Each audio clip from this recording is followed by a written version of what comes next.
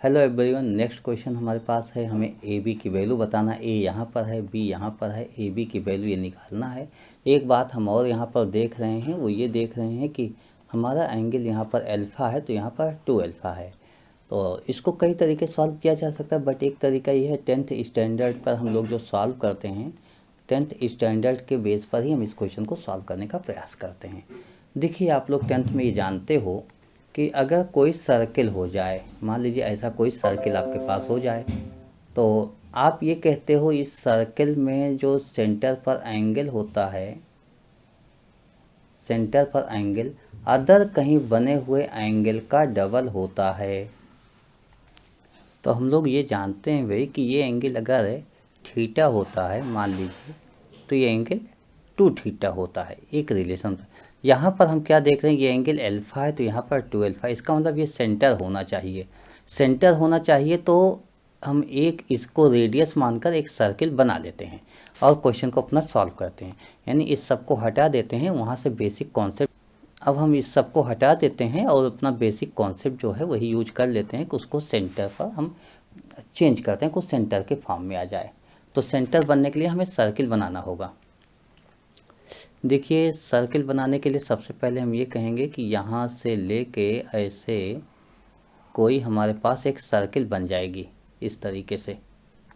देखिए, इससे आपको ये लग सकता है कि यहाँ से हमें बेनिफिट क्या मिल रहा है, लेकिन नहीं, बेनिफिट मिल रहा है। ये सी बी जो लाइन है इसी को एक्सटेंड कीजिए थोड़ा सा और आगे तक, और इसको पूरा हम आगे तक बढ़ा देते हैं। सी बी लाइन को इस तरीके से बढ़ाते हुए जाते हैं।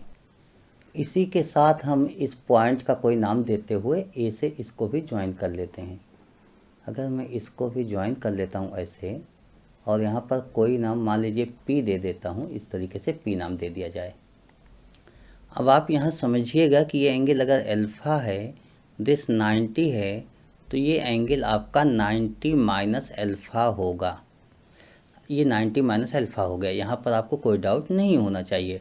और अब हम टोटल अगर विग इसकी ट्रायंगल की बात करें, इस पूरे ट्रायंगल की बात करें, तो इस ट्रायंगल की बात करते ही आप एक बात कहोगे कि सर ये तो सेंटर है, मतलब सी पी आपका डायमीटर है, तो ये एंगल आपका 90 हो जाएगा, क्योंकि एंगल इन सेमी सर्किल, और ये 90 माइनस अल्फ़ा है तो ये एंगल आपका अल्फ़ा हो गया।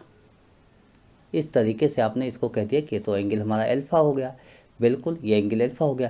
तो अब आप ये कहोगे कि हमारे पास जो ये ट्रायंगल है और ये ट्रायंगल है, दोनों में क्या हुआ, सिमिलैरिटी लग सकती है। तो यहाँ पर सिमिलैरिटी हो सकता है। खैर, हमें सिमिलैरिटी से कोई मतलब नहीं है, मैं सिमिलैरिटी पर नहीं जा रहा हूँ। हमारा क्वेश्चन सिमिलैरिटी का नहीं है। हमारा क्वेश्चन क्या है, हमें क्या फाइंड आउट करना था, यहाँ पर ए बी निकालना था।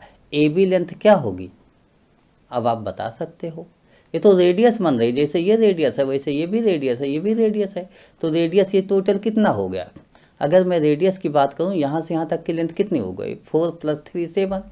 तो इसका मतलब ये भी 7 ही होगी। तो ये 7 होगा। बस हमारा क्वेश्चन यहीं पर सॉल्व हो गया, इससे ज़्यादा हमें कुछ सॉल्व ही नहीं करना है। Therefore A B = 7। बस शॉर्टकट में क्वेश्चन आपका सॉल्व हो गया। ईजिली आपने सॉल्व कर लिया। Okay, thank you, bye.